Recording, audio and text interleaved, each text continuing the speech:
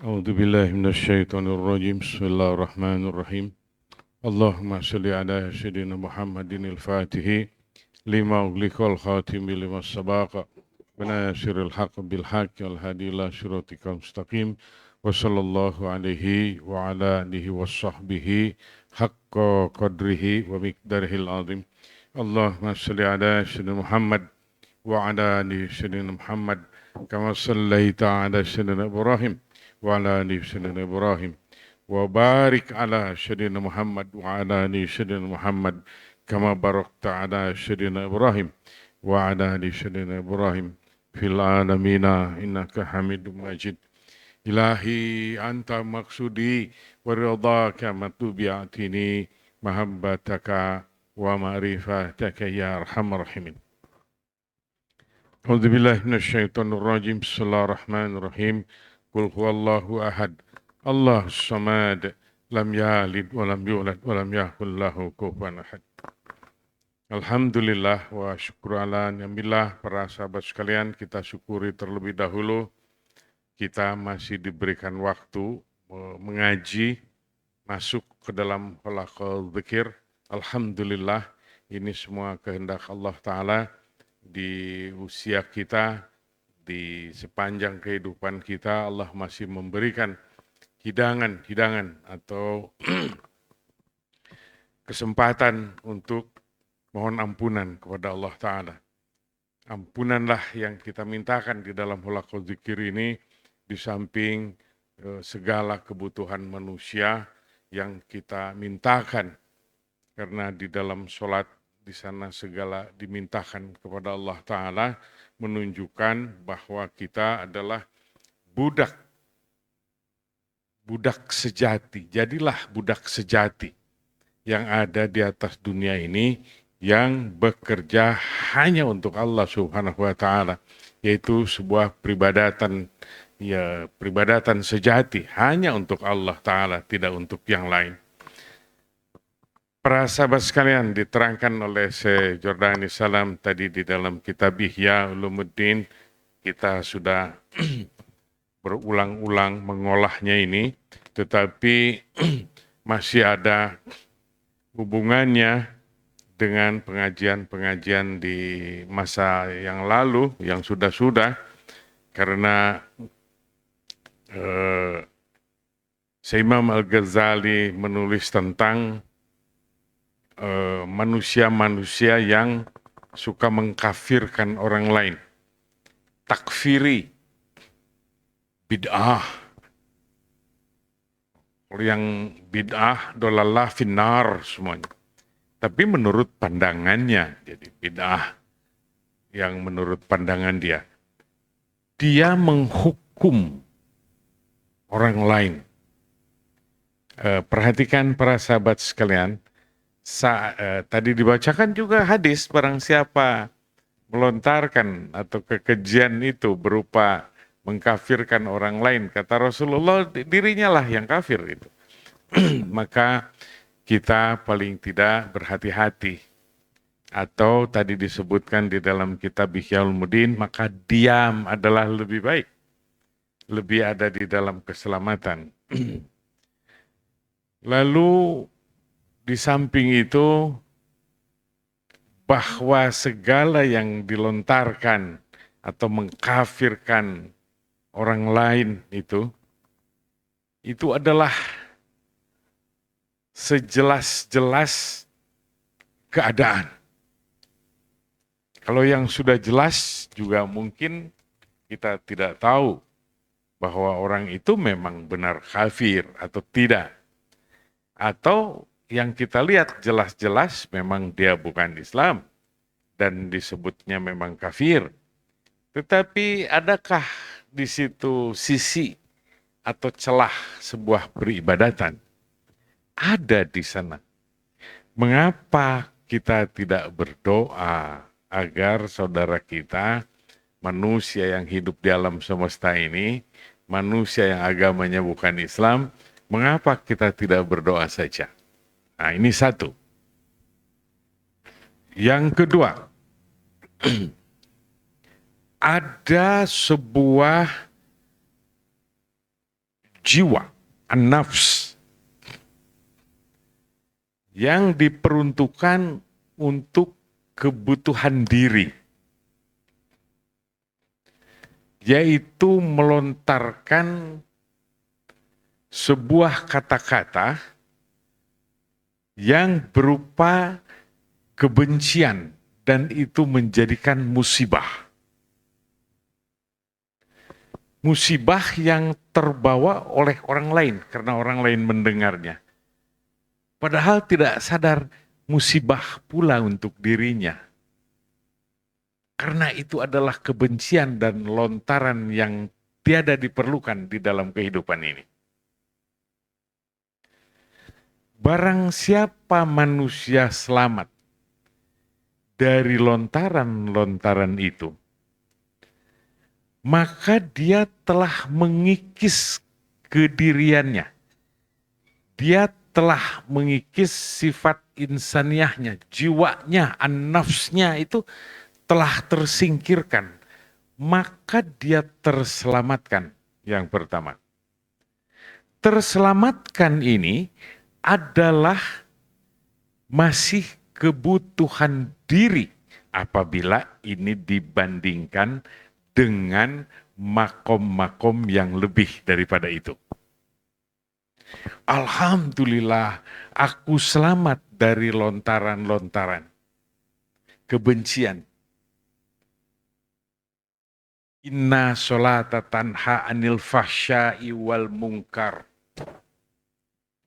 Dengan sholat. Sholat itu berzikir. Mengingat Allah Ta'ala, menghadap Allah Ta'ala.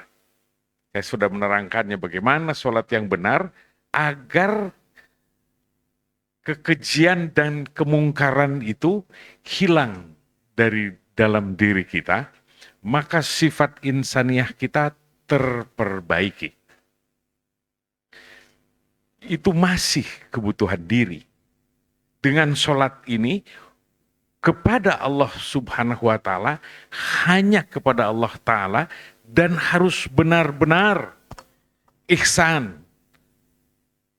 Barulah diri kita terperbaiki. Maka jauhlah daripada takfiri tadi.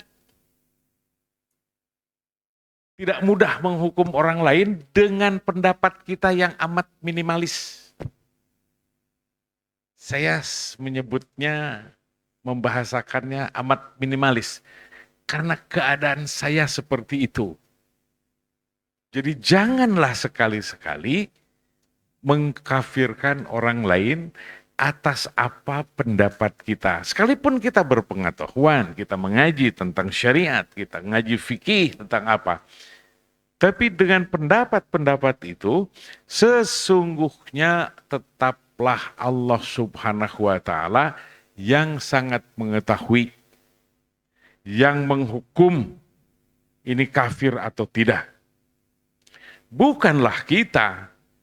Kalau kita yang menghukumnya, apalagi dia mengaku Islam, hanya perbedaan ada furu di dalamnya, sedikit perbedaan tentang pengertian, maka bisa kita masuk ke dalam kekejian. Ini dia keberbahayaannya. Maka pusatkan diri kita di dalam sholat kita, di dalam zikir-zikir kita, hanya untuk Allah Ta'ala dan kepada Allah Ta'ala saja. Karena dengan sholat kita, itu disebutkan anil fahsya'i wal munkar. Orang yang sholatnya benar, pasti seperti yang itu dikatakan. Jauh dari kekejian, jauh dari kemungkaran.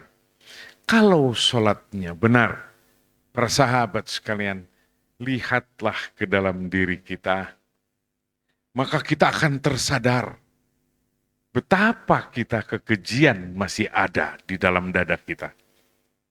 Betapa kemungkaran masih ada di dalam dada kita. barulah beroleh keselamatan kalau terhapuskan berbagai macam sifat insaniah kita, sehingga kedirian,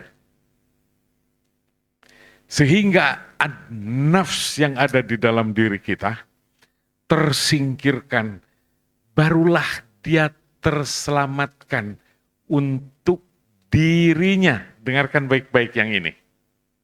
Untuk dirinya. Setelah itu, mana untuk Allah Subhanahu wa Ta'ala?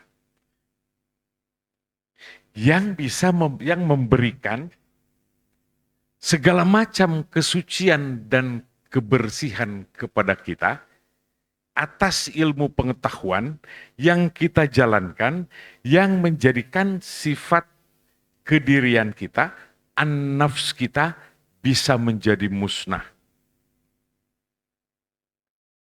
Satu sisi keselamatanlah bagi orang itu. Bersihlah sholatnya, peribadatannya hanya untuk Allah Subhanahu wa Ta'ala. Genaplah tauhidnya. Setelah itu bekerjalah hanya untuk Allah Subhanahu wa Ta'ala. Nah, bekerjanya hanya untuk Allah Subhanahu wa Ta'ala ini, itu sudah menyingkirkan kedirian yang sebenar-benarnya. Ini adalah kelas yang lain. Baik, di satu sisi, suka ada yang kurang tersadari di dalam kehidupan. Mendengarkan sebuah anjuran dari Bapak Kiai, para ustadz, kita dengarkan, oh ini bang siapa engkau melakukan ini, maka pahalanya akan begini dan begini dan begini dan begini. Jiwa kita hanyut masuk ke dalam sana. Baikkah? Baik. Benarkah? Benar. Tetapi di tahapan itu ada yang lebih murni. Mengapa seperti itu? Karena di kita bekerja itu, yang pertama atas anjuran atau membaca, lalu dapat ilmu pengetahuan, kita bekerja atas ketertarikan apa yang kita sukai, atas dasar apa yang kita dengar, dan apa yang kita membacanya apabila itu dari dalam sebuah kitab. Atau Pak Ustadz membacakannya dari kitab. Kita hanyut di dalamnya membaca itu untuk sesuatu kebutuhan diri. Kalau ditingkatkan, lalu ini kita sudah tahu, ini adalah tahapan yang lain. Oke, amalan ini sangat baik dan ini akan kuamalkan karena pahalanya seperti ini, seperti ini, seperti ini. Aku membaca aurat yang ini, pahalanya ini. Tetapi saat kita mengamalkannya di dalam keseluruhan peribadatan kita, kehidupan, sepanjang kehidupan kita, kita tidak mengingatnya yang tadi itu. Karena kedirian an-nafs tadi, jiwa kita sudah terbersihkan, maka seluruhnya segala pujian-pujian adalah keikhlasan. Ini adalah tahapan lain. Ini adalah makom ikhlas namanya. Kusanalah. Di dalam makom ikhlas, di sana harus bertengger sober, berupa kesabaran. Karena akan diuji apakah benar engkau ikhlas di dalam peribadatan itu, atau ikhlas pula saat Allah menimpakan sesuatu yang kurang nyaman ke dalam dirimu. Bila masih merasakan keluh kesah dan menjerit dan apa, berarti sifat insaniah kita, kedirian kita belum musnah. Jiwa kita, an-nafs kita masih menggelora, menginginkan sesuatu yang bukan yang sedang kita rasakan ketidaknyamanan. Karena bersangkut paut dengan sober yang saya katakan. Sebuah anjuran lagi, ingat ya, harus zikir ya. Ini anjuran yang sangat hebat. Baik, saya akan kulaksanakan, saya. Lalu teringat zikir. Satu lagi, kau ingat tidak yang kuajarkan? Sebuah aurat. Misalnya saya menyebutkannya, maqaladus samawati wal ard. Kau baca ya 100 kali. Pahalanya begini. Saya lupa pahalanya. Sekarang ada Syekh Google, nanti dilihat saja di situ. Oh, dibaca bismillahirrahmanirrahim. La ilaha illallah wallahu akbar wa subhanallah walhamdulillah wa astaghfirullahalladzi la ilaha illa huwal awwal wal akhir wal zahir wal batin yuhyi wa yumitu wa huwa hayyul la yamut biyadihil khair wa huwa ala kulli syai'in qadir. Barang siapa dibaca 100 kali maka akan begini. Itu anjuran itu sama dengan yang saya anjurkan tadi. Ingat zikir ya. Oh baik, saya ingat zikir. Karena ingat zikir, lalu dia berzikir. Allah, teringat dengan zikir. Ini pun ada 2 kelas, ada 2 keadaan. Kelas pertama, dia ingat dengan zikirnya. Karena dia harus berzikir. Tetapi apakah dia ingat yang kita zikiri itu siapa? Yang kita zikiri itu adalah Allah yang kita sebut-sebut di dalam zikir itu. Adakah saat engkau sedang menyebut nama Allah, hatimu menyebut juga Allah?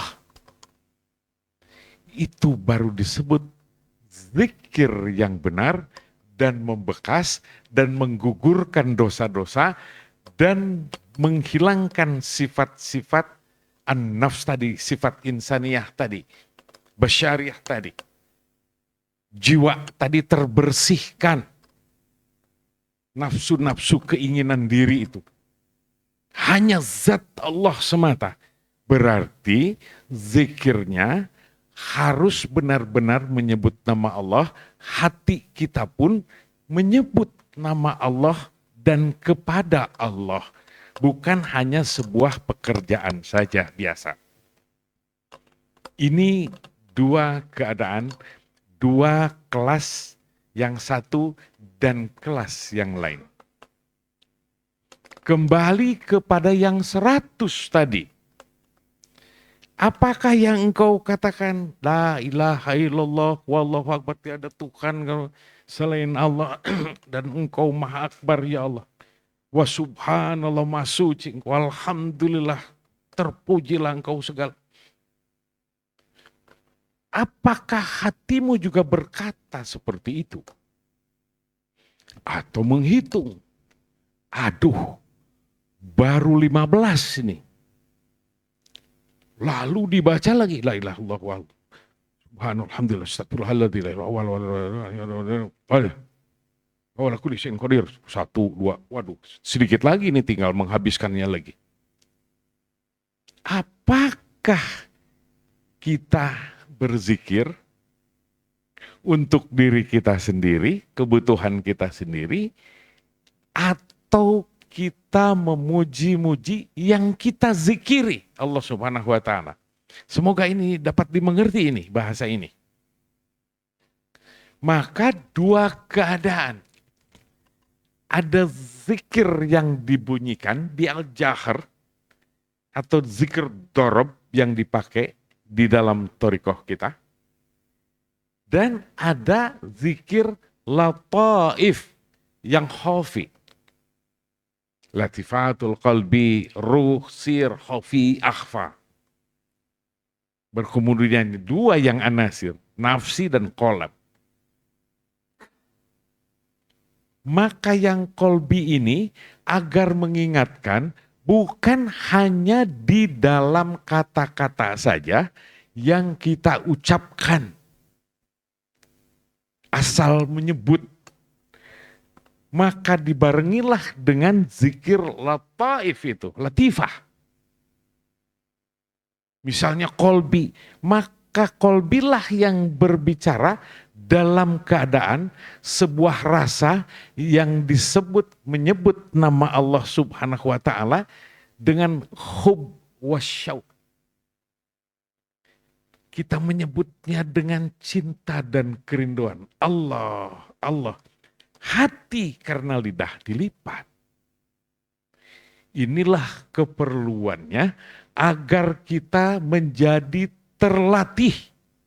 Apa yang kita keluarkan ini, pembicaraan ini bukanlah musibah bagi diri kita, mencaci maki orang lain, mengkafirkan orang lain, atau mencaci maki sebuah kebencian orang yang telah tiada malah.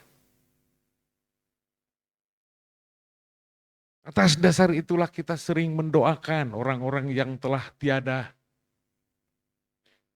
Orang yang pernah kita sakiti hatinya. Tuh, di tempat kita ini. Orang yang berbuat baik kepada kita. Kita doakan.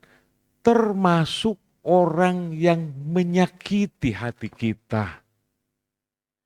Inilah dia obatnya, hal-hal yang dibacakan di dalam kitab Ihya Ulumuddin tadi. Agar kita terbebas dari an-nafs.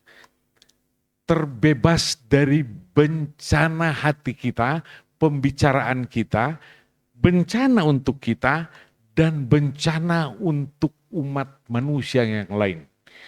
Bahkan binatang pun tidak boleh kita hardik. Inilah para sahabat sekalian, sebuah keadaan atau sebuah tahapan-tahapan yang harus kita kerjakan. Semoga para sahabat bisa mencernanya dengan baik. Semoga dapat dimengerti. Nah, biasa suka pada direkan, dipelajari lagi baik-baik. Dan sambil kita berzikir kepada Allah Ta'ala dan periksalah kemana hati kita pergi dan apa yang sedang kita lontarkan. Semoga yang selalu kita lontarkan adalah keindahan-keindahan di alam semesta ini. Sehingga makhluk yang ada di alam semesta ini menjadi aman apabila bertemu dengan kita. Amin ya Allah ya Rabbal Alamin.